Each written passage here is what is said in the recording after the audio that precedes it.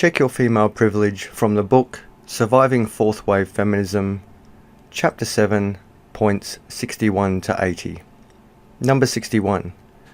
If I'm struggling financially, emotionally, physically, or psychologically, I can gain more help specifically for women.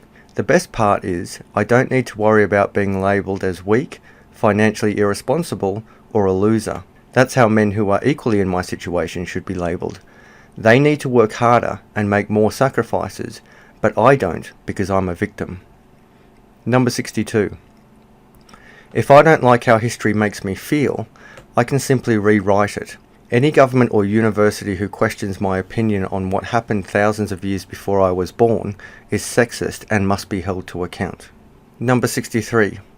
As a child, when I ran to mummy to say, "He hit me," I was never questioned, and he'd be punished immediately. However, when I hit him and he told on me, he'd always be asked, "What did you do?"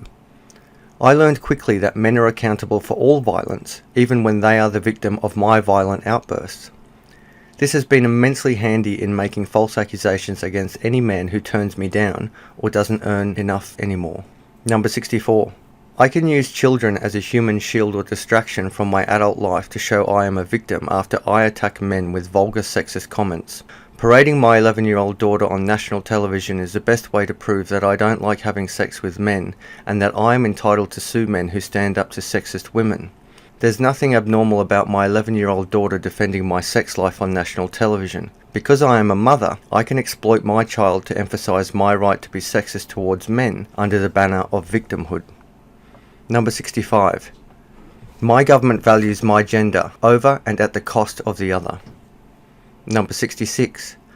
My government will change laws to make my feelings feel better, even if those laws compromise national security, lives, human decency, logic, fairness, and economic stability. My feelings are more important than all of that. Number 67. I can blame all my insecurities, inabilities, and problems on men and convince governments to compensate me for them. Any insecurities, inabilities, or problems that men have, however, are men's fault for men to deal with because that proves we are equal. Number 68. I can claim I know exactly what it's like to be a man. Thus, I can dictate how men are to be disrespected, objectified, incarcerated, taxed, and oppressed. Of course, it's impossible for any man to understand what I'm going through. Thus, if he questions my privileges, I can violently attack and publicly shame him to prove we are equal. Number 69. I can rape a boy, then sue him for child support. Number 70. Without any proof, I can have a man thrown out of his home and barred from seeing his children. With just one phone call, I can make him homeless and suicidal without any reason or consequence. I'm justified in doing this because men are not human. Dogs live on the street, so men can too. But not me. I'm more valuable. This unique and powerful privilege that destroys males whilst I score a house proves that we are equal. Number 71.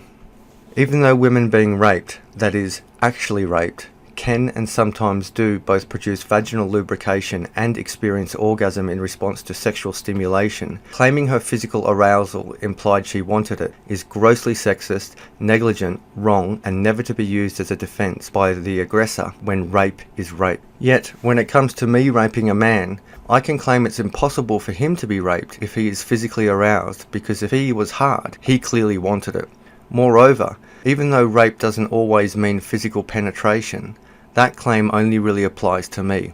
Hence, it's impossible for me to rape a man, so it's my privilege to do whatever the fuck I want to him, whenever I want, without consequence. That's how feminism supports both sexes, and that's why gender isn't really a thing. Number 72. I can take advantage of a heavily intoxicated man, bring him home, or into the nightclub bathroom, rape him without legal or social consequence, and have his baby without his knowledge or consent, then deny him the right to see his child whilst demanding full child support for 18 years. I can also claim government support and not work a single day over that period. If he uses a condom, I can just prick holes in it or empty it into me without any laws to protect him from my deception. Raping a man is kind of like winning the state lottery. free entry to the club, likely free drinks, free transport, free sex, my desire of being a mum filled, free gifts at the baby shower, all the benefits of self-proclaiming victimhood, and then placing all accountability onto him to receive cash payments for years upon years. The more I do this, the more I'll be paid, and the bigger the house the daddy state will provide me. After wasting my life, and likely that of my fatherless children, not only can I blame men for me being a single mother with limited retirement funds, but I can be glorified for doing so. Thus, I'm encouraged to do this type of thing so I can demand more free money shielded from reality under the distorted sexism of so-called equality and women's rights. Number 73. I'm far less likely to go to prison, and if I do, I will typically get less than a third of the prison time as a man for the exact same crime. This is what equality looks like.